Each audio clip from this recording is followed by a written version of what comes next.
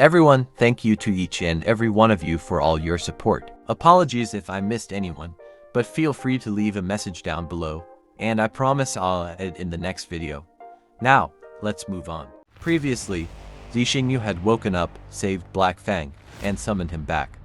Seeking shelter from the rain, he found a cave and began to think about her. Suddenly, he was grabbed by a beast. As he looked at it, he noticed it was injured and didn't have much time left to live. Understanding its plight, he offered his help, but with one condition. The beast must form a contract with him, as she could end him once he healed her. Now to this week's chapter. The nine-tailed beast saw his offer as a mockery. Releasing her powerful aura, she called Zixingyu a little brat. Her pride as the great emperor would never allow her to submit like some house cat. He remained unfazed and simply told her that if she wanted to be saved, she would have to become his beast. Furious, she screamed that he was courting death. In an instant, she had him by the throat, ready to follow through on her threat. Yet, he calmly looked down at her, reminding her that if he died here, she would soon follow. Gritting her teeth, she questioned herself. Did she really have to submit to this human? She suddenly felt her strength leave her, and she recognized it was due to the attack she had experienced. She coughed, her grip on him fading. Zixingyu noticed her growing frailty and guessed that the dragon's power invading her body must be nearing her core. Calmly, he reminded her that he could still help her, but only if she signed the blood contract. She understood that he was not wrong, but her pride resisted the idea of joining a human. Yet, she knew she could not die here. She still had a mission to fulfill for her sister. Releasing him, she pondered how this seemed to be the only way to save her life.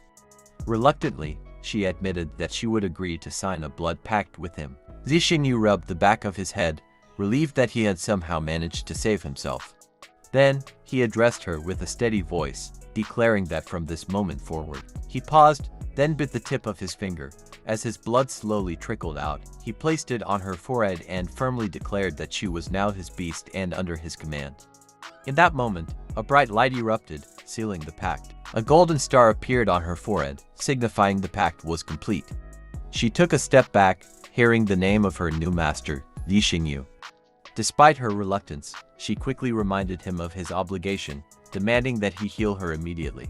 Zixingyu looked at her calmly and assured her that he was already taking care of it. As his beast, he would do everything he could to save her. To her surprise, he began removing his shirt. She immediately screamed at him, questioning why he was taking off his clothes. Without flinching, he pulled out a knife, his expression turning serious. He explained that it was necessary to heal her.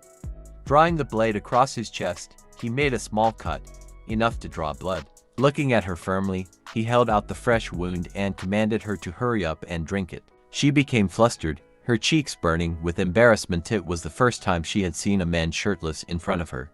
Stammering, she questioned why she should do such a thing. As the great emperor, she declared she would never lower herself to such an act. Zixingyu remained resolute, explaining that his blood was the only thing that could protect her core. After a moment of hesitation, she stepped forward, trying to ignore her pride. Pushing her hair to the side, she reminded herself it was for healing. Blushing furiously, she leaned in and licked the blood from his wound. In that instant, a warm energy surrounded her, soothing her core. The sensation was overwhelming, and she dropped to her knees as she felt its power stabilizing her from within. Zixingyu put his clothes back on and glanced at her.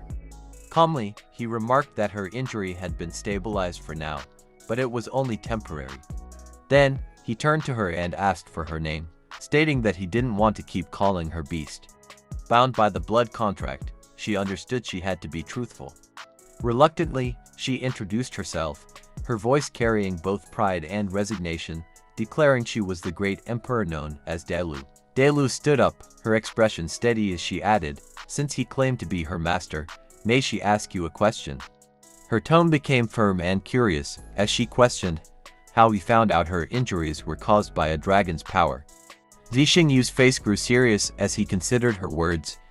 He wondered if she might have a connection to the dragon clan. Her knowledge about dragons seemed extensive, and he began to think she might be able to help him with his own goals. He looked down and let out a deep sigh, commenting that they were connected now, and he wouldn't hide anything from her.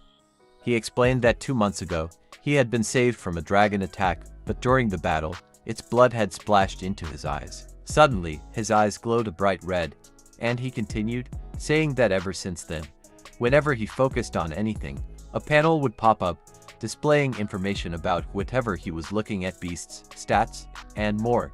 It was like a system. He explained that he had seen her injuries on the panel of information. Hearing that, she couldn't help but think of the legendary demon god eyes. She recalled that these eyes were capable of seeing information about magical beasts, and he must have believed it was some kind of system. But then, she remembered one crucial detail. The demon god eyes had to be inherited by someone from the dragon clan's demon gods. She questioned how a human could possibly possess such eyes. She looked at him with even more suspicion than before, wondering who in the world this human before her was, and now, her master. Li Xingyu noticed her silence and asked, "Why aren't you saying anything?" She remained quiet, her mind racing. She reasoned that as her master, he could help her in her mission, especially if his eyes truly were the legendary demon god eyes. She then sat down, breaking her silence, and muttered that her gods must be looking out for her. She explained that his eyes might have mutated due to the dragon blood, transforming them into the legendary demon god eyes. Li Xingyu frowned, questioning what those were. He wondered aloud if it wasn't just the system at work. She shook her head, chuckling. "You're dreaming," she teased. "This isn't a novel, and you didn't get sent to another world where you got a system." She then explained that what he was seeing wasn't a system, but the external manifestation of the demon god eyes, a power tied to his connection with the dragon blood. He began to think aloud, commenting that she was saying what he was seeing was the ability of the demon god eyes. But then, he questioned why he kept hearing a voice speak to him.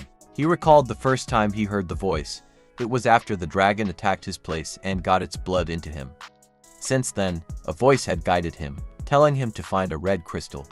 He had gone into town, where he found a red rock, and the voice had called out, demanding that he take it and use it to awaken his beast, completely transforming it. He heard the voice again during the entrance test to get into the academy.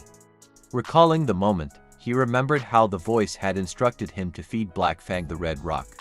When he did, Black Fang transformed into its new form, giving him the strength needed to pass the test and secure his place in the academy. With this new information, Li Xingyu began to think more deeply. The voice had told him about the red rock that could help his beast, guiding him on where to find it and when to feed it to Black Fang. He wondered if the voice had been guiding him all along, as he had initially thought it was just the system showing him useful information. The realization slowly dawned on him that there might be more to the voice than he had first believed. As Li Xingyu pondered what he had just found out, a beast began approaching them. It drew closer, sensing the two of them sitting there like sitting ducks, seemingly inviting an attack. Once it was within range, the beast let out a mighty roar. Delu quickly grabbed Li Xingyu, her mind racing as she wondered why, of all times, another beast had to appear. She also questioned why it was approaching them, as most beasts avoided her. Li Xingyu, still lost in thought, remained unaware of the imminent danger right in front of him. Thanks for watching. If you enjoyed it, please subscribe and like. It really helps me out.